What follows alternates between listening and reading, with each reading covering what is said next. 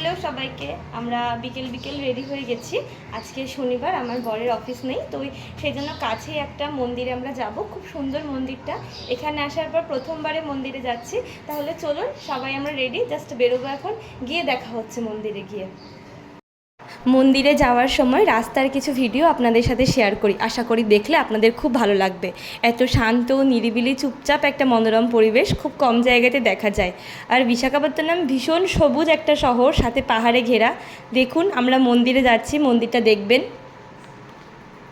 আশা করি আপনাদের দেখতে খুব ভালো লাগবে।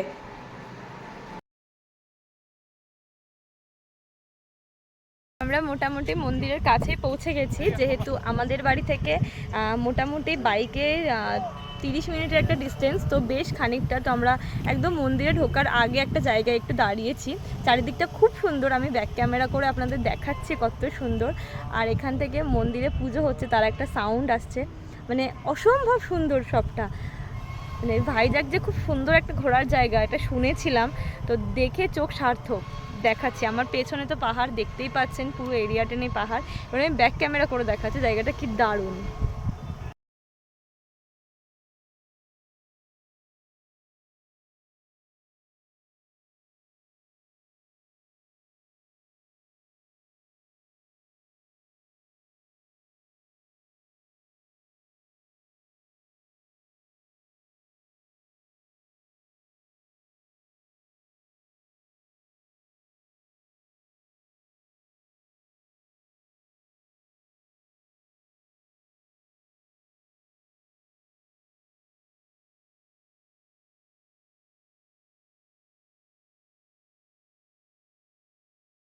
আমরা অলরেডি বড়হলক্ষ্মী টেম্পলে চলে এসেছি। মন্দিরটার নাম ছিল বড়হলক্ষ্মী, তো সেটা আর কি আমার মাথায় ছিল না, তো সেই জন্য আমি স্টার্টিংয়েই বলতে পারিনি।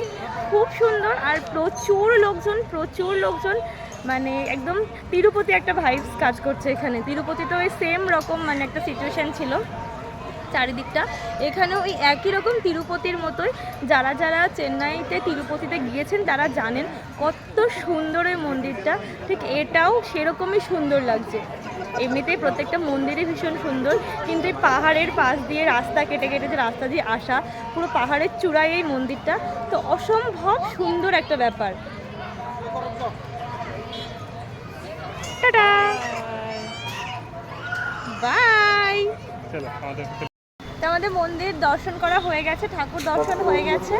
এইবার ঠাকুরের 7টা পর্যন্ত দর্শন ছিল, তার আগে আমাদের হয়ে গেছে। তো খুব সুন্দর লাগলো। কেমন লাগলো আমার ভিডিওটা অবশ্যই কমেন্ট করে জানাবেন।